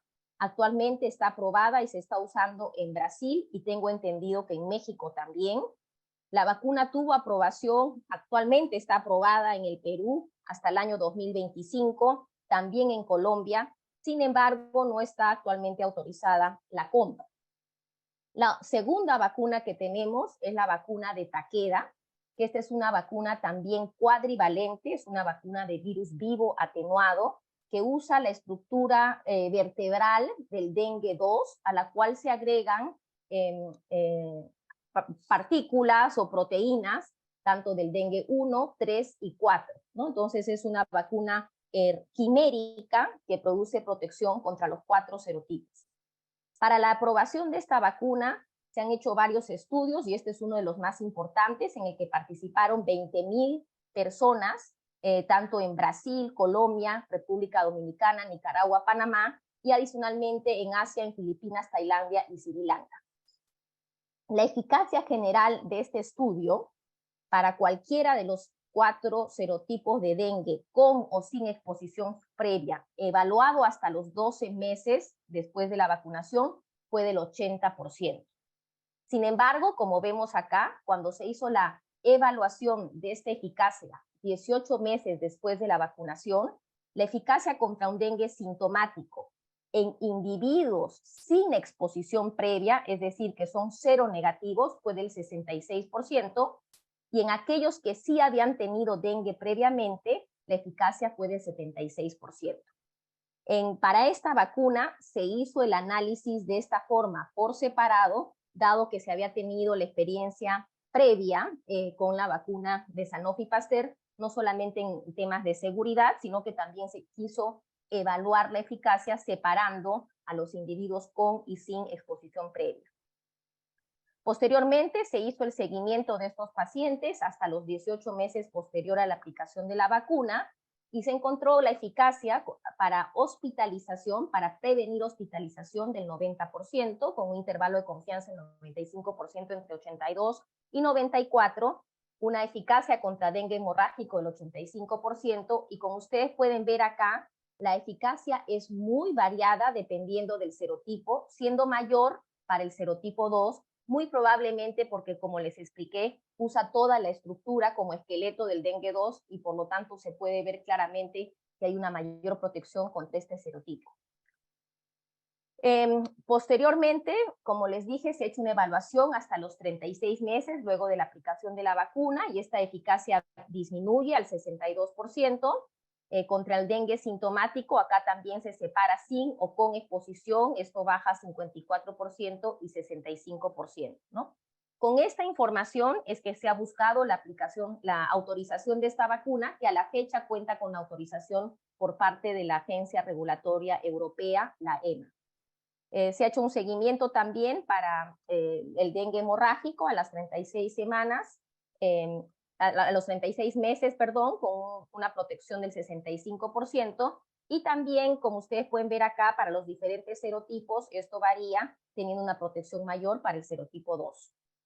Cuando vemos la tasa acumulada de incidencia del dengue sintomático virológicamente confirmado, claramente van a ver ustedes acá que la protección es importante en aquellos pacientes tanto seropositivos como seronegativos, comparando con los placebos. Igualmente, la tasa acumulada de incidencia de dengue que requirió hospitalización virológicamente confirmada es mucho menor en los pacientes que recibieron tanto los seropositivos como los seronegativos, los que recibieron la vacuna, en comparación con el grupo placebo. Por lo tanto, hay una muy buena respuesta de esta vacuna. Adicionalmente, se han hecho otros estudios donde vemos la cantidad de anticuerpos neutralizantes contra la proteína NS1, que es tan importante para el diagnóstico y para la fisiopatología. Y como ustedes pueden ver, esta es la respuesta de anticuerpos antes y después hasta los 120 días post vacunación en aquellos pacientes que no tuvieron dengue naive anteriormente, y en aquellos que tenían o estaban previamente inmunizados por una infección natural, y como ustedes pueden ver, hay un aumento en el título de los anticuerpos. También se ha evaluado que hay esta presencia de generación de anticuerpos de memoria de células tipo D, que son serotipo específicas, que van desde un 64 hasta un 68%, hasta el día 180, y que se producen anticuerpos para los 4 tipos, ¿no? Que, como vemos acá, siendo un porcentaje un tanto mayor para el serotipo 2. Entonces, para esta vacuna también se ha descrito los efectos adversos que se evalúan normalmente en un ensayo clínico, que son los eventos adversos locales, que se presentó en un 43% de los participantes, donde lo más frecuente fue la presencia de dolor en el sitio de la inyección. Y cuando vemos los eventos adversos sistémicos, de estos el total fueron alrededor del 43%, donde lo más frecuente fue cefalea, mialgia y malestar general. En base a esta información es que la vacuna de Takeda, como ya mencioné, ha tenido aprobación por parte de la EMA y está en revisión en varios países de Latinoamérica, pero aún no cuenta o no está precalificada por la OPS. Entonces, en resumen, pese a que tenemos estas 2 vacunas que tienen una eficacia bastante buena para no solamente dengue sintomático, sino dengue severo, actualmente no las tenemos disponibles en nuestro país. Entonces, a manera de resumen, me gustaría resaltar que creo yo lo más importante para poder hacer un control del dengue en nuestro país hasta que tengamos las vacunas es una comunicación para el cambio conductual, ¿no? Para evitar la picadura de los mosquitos, evitar los criaderos, la fumigación y todo lo que incluye el control vectorial biológico, que es algo en el que me parece nuestro país debería funcionar, debería trabajar. Y recordar también que para poder lograr un control del dengue necesitamos la responsabilidad individual de cada uno en su casa, tratar de evitar los criaderos de mosquitos, pero también una responsabilidad de la comunidad y de las organizaciones sociales que deben contribuir en la prevención del dengue. Y con esto termino. Muchas gracias. Gracias, Teresa. Varias preguntas que han estado en el chat y que se han ido respondiendo durante la presentación, pero sin embargo hay algunas que requieren cierta clarificación. Antes de empezar con las preguntas, hay una pregunta del doctor César Liendo, que es una pregunta que si el mosquito pica o muerde. Teóricamente ni pica ni muerde. Para picar tendría que tener un aguijón o inyectar algo, y para morder tendría que tener una boca. El mosquito no tiene una boca, tiene unos probóscidos, que es lo que inyecta dentro de la piel para sacar la sangre. Solamente como una curiosidad lo veo yo eso. El doctor Gómez, ¿qué tan seguros estamos que no va a haber dengue en las tierras de nuestro Perú, contando la migración y el hecho de la presencia de mosquitos en algunas zonas de la sierra? Está en relación a la presencia y a la densidad del vector. La densidad es muy baja a mayores alturas y por la temperatura. Usualmente en la parte de costa, con la caída de la temperatura, con la presencia del invierno, disminuyen los casos. Y es lo que está pasando actualmente. Gracias. Sí, interesantemente el mosquito Aedes no es de lo más predominante de todos los mosquitos, es probablemente menos de un 10% de la población general de todos los mosquitos, así que lo que menciona es exactamente en el punto. Lucho, quería complementar un tema que, por eso hay temas cambiantes. Coincido con lo que dice el doctor Gómez, pero un tema que no se ha dicho y creo que hay que decirlo. Había un concepto que nos metieron desde hace años que solamente le gusta el agua limpia. Esa es una mentira. Con lo que quieres agua, en muchos pueblos jóvenes del Perú, donde no hay agua, almacénanse con agua sucia o incluso aguas que suceden permanentemente. No es que vivimos en agua limpia, la gente puede con las justas compra sus aguas y se ha demostrado, el propio INS han encontrado mosquitos incluso en aguas no limpias. Entonces la prevención no es solamente el agua limpia, entonces el mosquito se ha adaptado lamentablemente en zonas, digamos, que antes no eran consideradas. Y otro tema que me preocupa, y le preguntaría al doctor Gómez, aprovecho, es que he visto en el mapa y hay mosquitos en Arequipa, Moquegua y Tacna, zonas que no hay casos. Eso pasó en Ica el año 14, que había Aedes, igual en Lima en 2004, y después hubo Ica, es endémico. Entonces, la hipótesis que se plantea, dado que este mosquito se va adaptando, crece, es posiblemente que tengamos del sur, de nuestros amigos de Arequipa, Moquegua, que también sean los nuevos brotes a proteger, y tiene las mismas condiciones que tienen muchos lugares del Perú. Sí, gracias, Ciro. Igualmente, el mosquito, inclusive los huevos no sobreviven por debajo de los 10 grados, por mucha expulsión a menos de 10 grados. Por eso también otras áreas donde en diferentes lugares de Latinoamérica que están hasta cierto punto protegidos del dengue.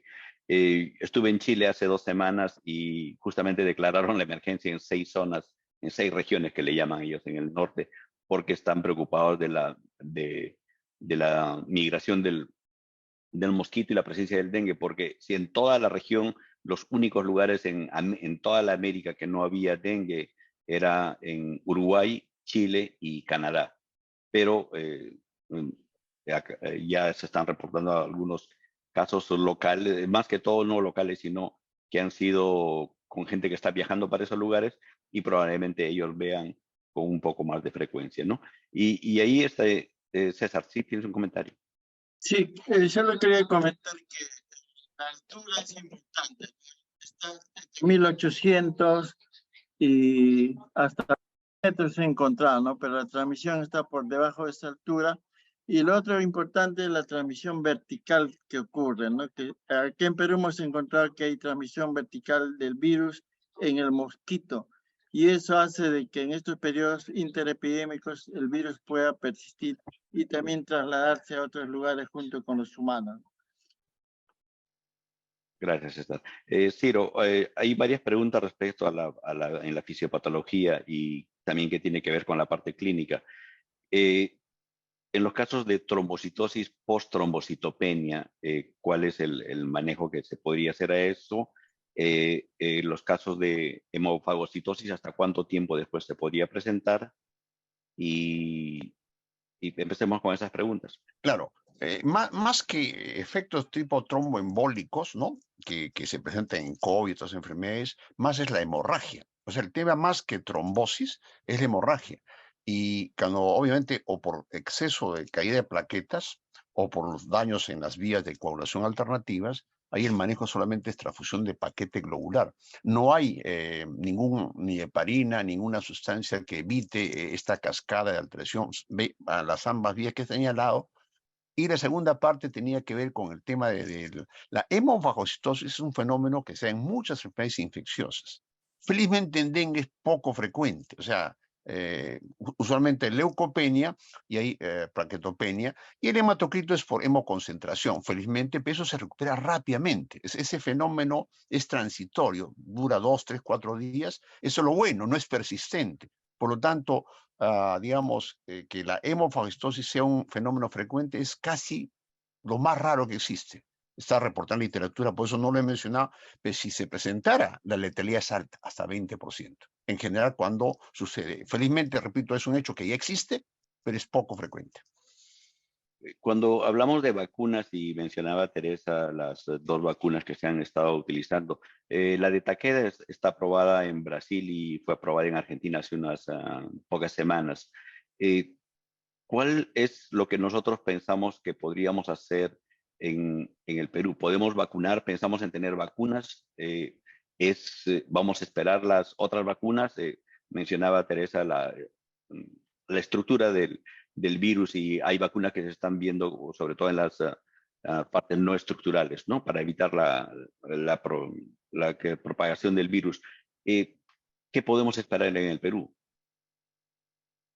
Bueno, es algo que se tiene que discutir definitivamente desde el punto de vista, creo que de salud pública. No es logísticamente fácil poder hacer como parte del programa de vacunación un screening serológico, ¿no? Que las personas antes de ser vacunadas tengan que ser testeadas. Entonces, esa es la razón por la que en muchos países no se está implementando la vacuna de Sanofi Pasteur, que tiene ese requisito.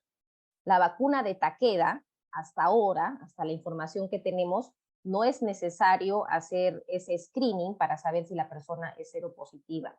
Por lo tanto, desde el punto de vista de salud pública, probablemente sea una vacuna de las que ya tenemos más cercanas que se pueda implementar. Por supuesto, hay otras vacunas que están en el desarrollo. Hay una que está haciendo el NIH, que creo que está cercana a tener resultados positivos, pero todavía no tiene aprobación ni por FDA ni por EMA, ¿no? Entonces, creo que es un punto que vamos a tener que discutir, pero es la dificultad de hacer como parte de los programas de vacunación un screening. Creo que da un punto más de complejidad. Doctor Espinosa, casualmente el comité de expertos que estuvo el doctor Cabezas, el que habla, y 8 expertos, vino la gente de Takeda, presentó la información que la doctora Teresa presentó, y una cosa que hay que resaltar, creo lo ha dicho Teresa, es que tiene 2 dosis comparada con las 3 dosis. Y lo que hemos insistido en las entrevistas, ninguna vacuna se usa en brotes. En ningún brote en el mundo ha sido la arma más importante, pero el Estado, el gobierno creó un comité de gente del ministerio para evaluar costo-beneficio, tener por lo menos la de Takeda, que es la que promete más, tal como se ha demostrado en la data, pero tampoco no descartamos Sanofi, ¿no? Lo lamentable de esas vacunas, y hay una pregunta que he visto, es que no protege a los adultos mayores, que es otro grupo de riesgo, ¿no? Que probablemente, ojalá en el futuro haya una vacuna de las otras que se producen, que es una limitante ya. Básicamente sería para niños, ¿no? Que también ahora tenemos niños más que antes. Antes eran más adolescentes o jóvenes, que por lo tanto, al tener más niños, incluso que se han muerto, hemos visto casos lamentables, vamos a tener que tener algunas de esas vacunas, probablemente Takeda.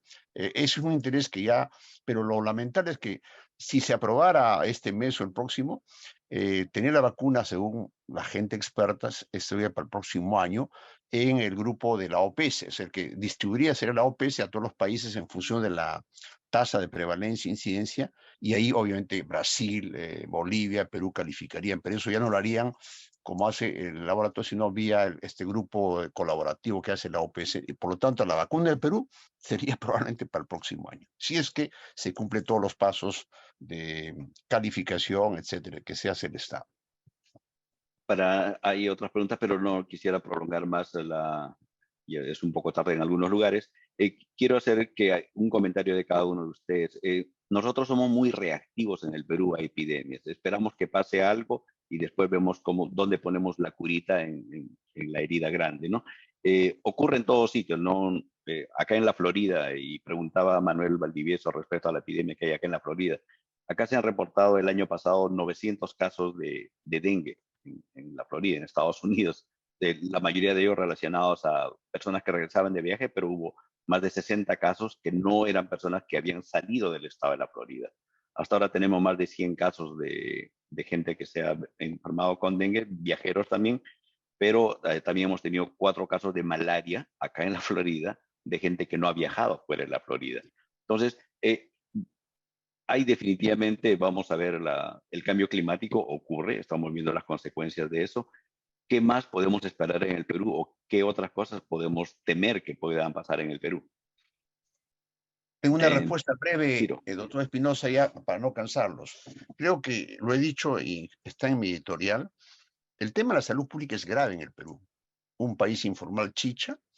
Estamos actuando siempre casi de bombero, ¿no? Se hace esfuerzos, pero creo que las regiones no cumplen su rol, no hay motomochila. Es decir, la crisis estructural política, que ustedes lo ven y lo ven, más el tema sanitario, hace que casi todas estas enfermedades van a tenemos para rato, en mi opinión. Y no solamente dengue, puede volver la malaria, leptospirosis, verruga peruana. Yo he tenido este año 4 casos de verruga peruana en adultos de acá cerca de Lima, que antes no tenía. O sea, mi impresión es que tenemos que enfrentar no solamente el dengue, tenemos para rato, sino otras enfermedades metaxénicas, y por lo tanto, si no hay un gobierno firme, una política de una gran reforma, vamos a seguir actuando de bomberos. Esa es la triste realidad de nuestro país. Haremos el esfuerzo, pero a veces ya no depende de los especialistas, sino del tema de la salud pública y de los gobiernos, que es un tema político muy grave en el Perú. Y definitivamente. Bueno, Lucho, quería solo César, comentar sí. de que sí, solamente pensando en el Aedes, que transmite dengue, zika, chikungunya, también el tema de la fiebre amarilla, ¿no? Que ha sido un problema muy serio en la construcción del canal de Panamá, y solamente con medidas, esa vez no había vacunas, se logró controlar. Entonces yo creo que el tema acá central es el vector, porque este vector de grandes ciudades ya está distribuido a localidades más pequeñas, por ejemplo en el BRAE, y ahí tenemos fiebre amarilla selvática, y este año están habiendo casos. Entonces ese riesgo de reurbanización es una espada de Damocles, ¿no?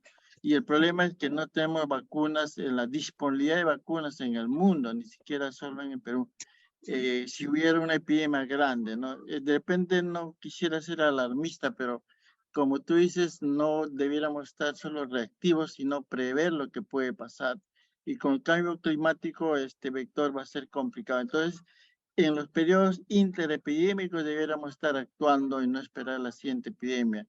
Y de mi punto de vista, yo creo que debe de haber un programa vertical que permita sobre todo el control vectorial, ¿no? Porque, por ejemplo, no hay equipos de manera unificada que tengan mantenimiento, sostenibilidad como tú, un ejército que tenga que hacer intervenciones ahí donde aparecen los brotes. Entonces acá yo creo que es central la intervención en el control vectorial tanto en la fase larvaria como en los adultos, pero sobre todo en la fase larvaria, y para eso necesitamos un sistema que esté centralizado y en las macroregiones para poder controlar este vector, porque si no, tenemos vacuna contra el dengue, pero no tenemos contra el Zika, contra el chikungunya, y ese es un riesgo que debiéramos prever.